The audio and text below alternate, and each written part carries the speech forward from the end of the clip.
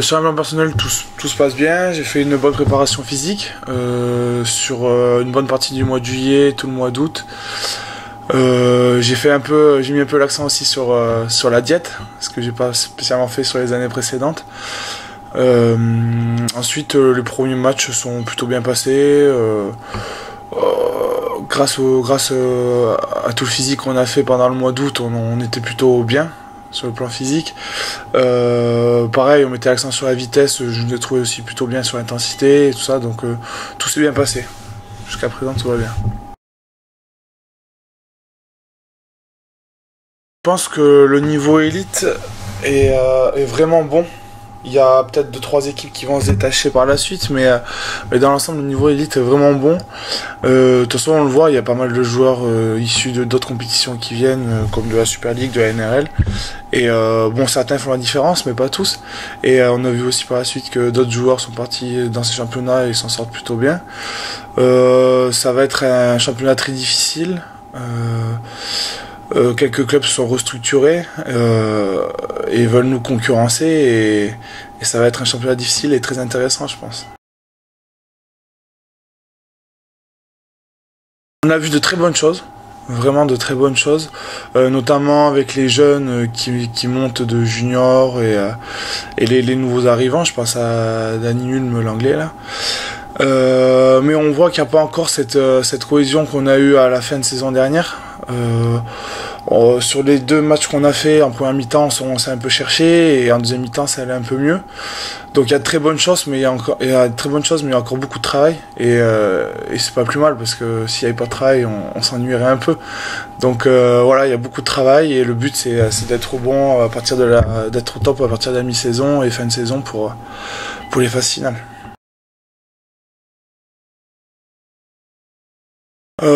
Je pense que Carcassonne déjà avait vraiment à cœur de prendre leur revanche. Ils sont rentrés avec un état d'esprit peut-être un peu plus chaud que le nôtre, mais on avait quand même bien préparé ce match, donc c'était une bonne intensité qu'il y a eu en première mi-temps.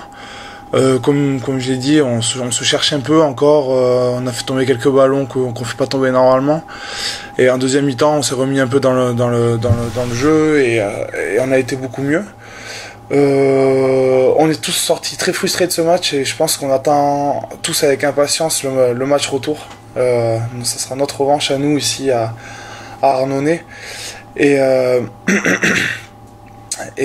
voilà, dans l'ensemble, on s'est fait un peu bouger d'entrée et nous on n'aime pas perdre comme tout le monde, j'ai envie de dire, mais je pense que le match retour va être très chaud et j'invite tout le monde à venir au match retour.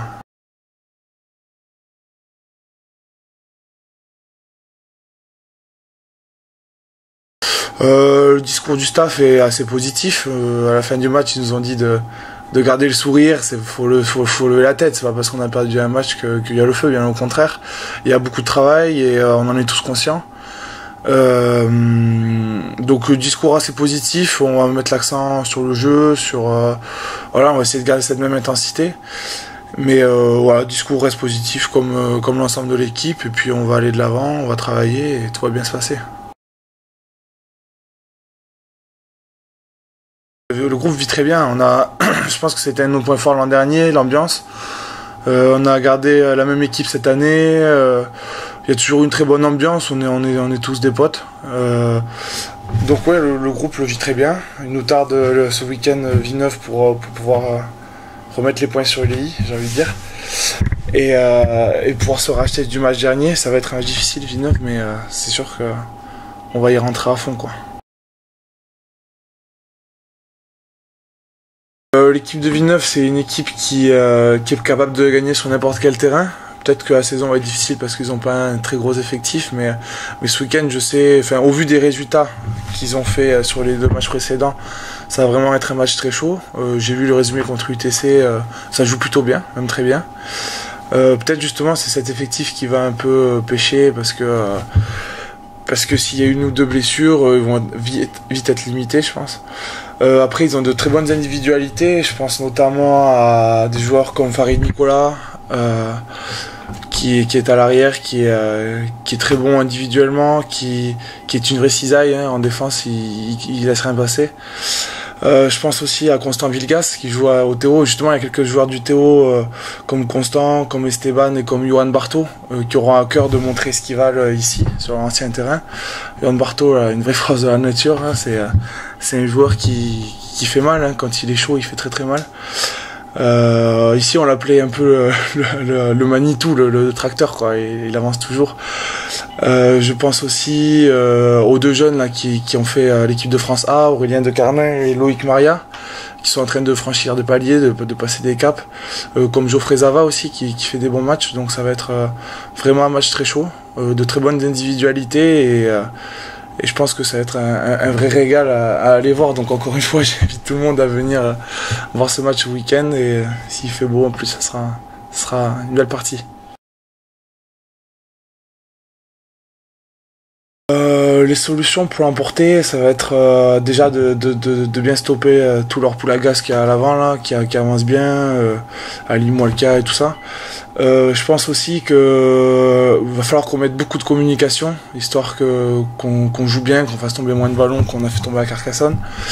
Et après qu'on applique tout simplement ce que nous dit notre entraîneur. Hein. De toute façon, il a souvent les mots justes. Et donc si on applique tout ce qu'il nous dit, je pense que ça ira. Ouais, je vois bien voilà, une victoire difficile avec un essai de Florent Kentia sur la dernière minute de match. Merci, salut. Merci à vous.